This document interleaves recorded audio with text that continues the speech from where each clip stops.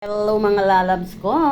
Nagutom si Tita Wena. Halika, samahan niyo ako mag-toast tayo ng bread. Ngayon pa nga lang nagkaroon ng kuryente dito sa amin.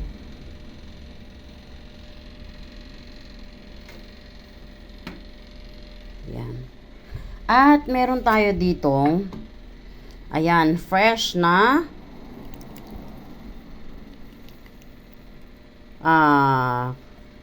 gatas ng kalabaw.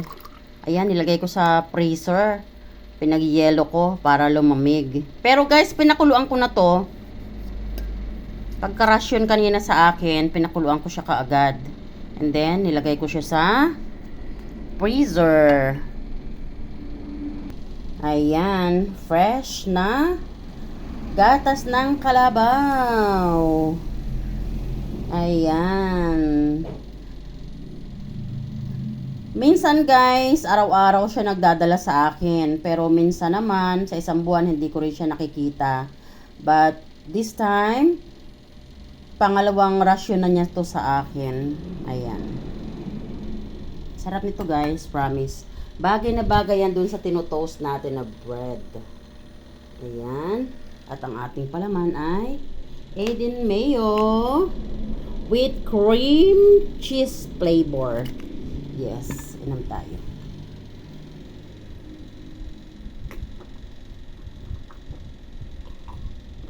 Ang sarap. Alam niyo yung lasa na manamis-namis siya, na maalat-alat. Parang gatas ng mami. Naalala ko, nung nagbi-breastfeed pa ako, no, sa bunso ko, pagkakas-suction ko ng gatas ko, bago ko ilagay sa bote, tinitikman ko guys. Yun kasi advice sa akin ng OB, tikman ko raw kasi baka mamaya magkaroon ng maasim-asim. Then punta ako sa kanya kaagad. Pero wala namang maasim-asim. Ganito yung lasa. Medyo maalat-alat na manamis-namis. Kukunti lang yung tamis pero maalat-alat ganon. Yun yung lasa ng gatas ng kalabaw. And then yummy. Ayan, narinig ko okay na siya. Kunin na natin. Ang init, pare. Init. Sigurado ako kulang yan, kaya ilalagay ko na rin ito. Napakaganda ng texture ng bread namin guys. Tingnan nyo. Yung, alam mo, para siyang chewy-chewy, milky and chewy. Ganito yung texture ng bread na gusto ko. Alam nyo, ang daming bakery dyan sa amin, no, sa bayan. Pero, ito lang talaga na bakery na to, na binilhan ko ng bread na to. Ang binibilhan ko parati ng bread. And if ever na naubusan na sila, kasi yung production nila, hindi sila nagpo-produce ng napakarami. Yung production nila for one day, it's just enough to be sold out, no? So, pag maaga sila naka-sold out, then, hindi na ako bibili ng bread. Kasi minsan nakakabili ako ng bread, mayroon tayo ng ipis, may paa ng ipis. Alam mo yon. And then, napaka-disgusting ng lasa, di ba? So, nakakadiri talaga. So, itong bakery na ito, malinis silang mag-produce ng bread. And they are not producing so much. Kaya wala silang leftover every day. Mabilis nilang sold out yung lahat ng mga production nila. Ayan. So, ayan. Initin natin ulit. At ito naman, ay lalagyan natin ng palaman. Ang sarap nung gatas ng kalabaw.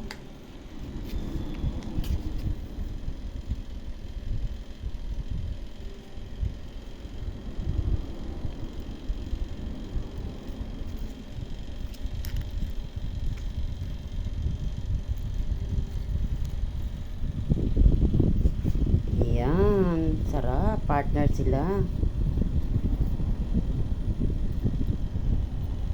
Look at that. Ooh.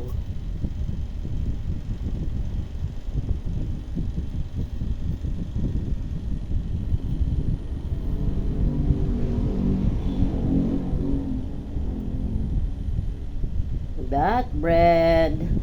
Crunchy outside and chewy, yummy milky inside. With gatas ng kalabaw. Yellow-yellow pa guys, oh. Yan. Dan! Come here. Nag-toast ako ng bread. Alam nyo guys, ngayon lang nagkaroon ng ilaw, no? Napakainit. Pero dahil pagod ako, marami akong ginawa kaninang umaga. Nakatulog ako kahit mainit ang praise the Lord.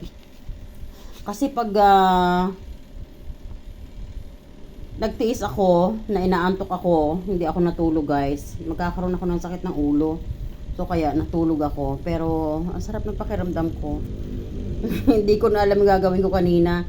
Tumihaya, tumagilid. Ayan, kain tayo.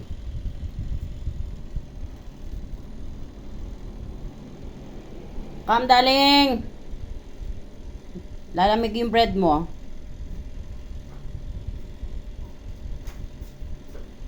Oh.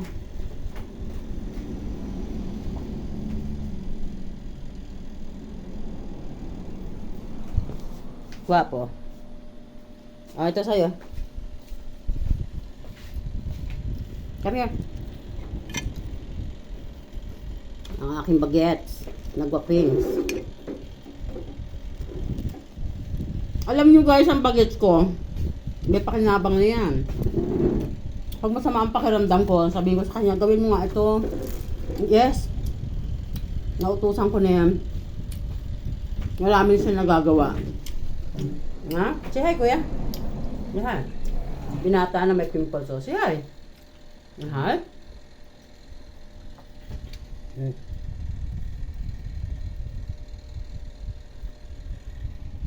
Yummy.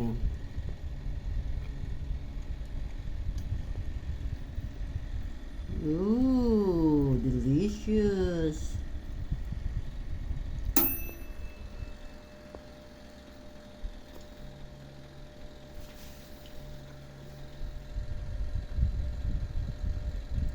Gwapo ng kuya ko. Kuya, study hard ha. Later find a girlfriend after your degree.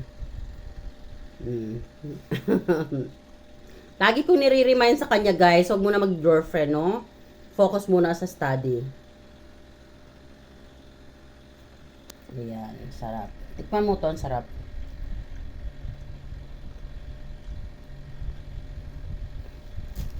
Bye guys! Thanks for watching. Okay na rin ito. Pero dyan muna para mag-crunchy siya. Natunaw na yung ice. Yummy.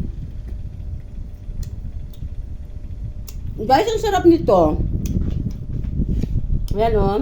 Yung Eden with cream cheese flavor.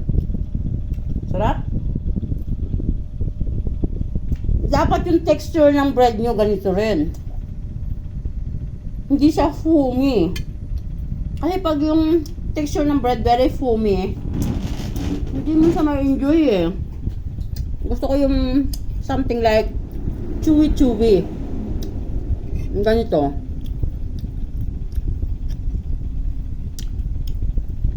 Sarap.